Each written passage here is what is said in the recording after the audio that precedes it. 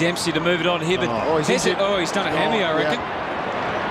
He's coming off. Hibberd is coming off. It was an inopportune time because he was about to gather the footy. That's a big blow. It's a massive blow. He did it, I think, for memory, last Anzac Day match as well. You just see him there charging forward, and then all of a sudden goes ping. May well, not sure, be a hammy or another one at Essendon. Another soft tissue. Yeah, trying to get some ice during the week, but it's all none around through Melbourne. It's all at Windy Hill. It's a massive issue for them, isn't it?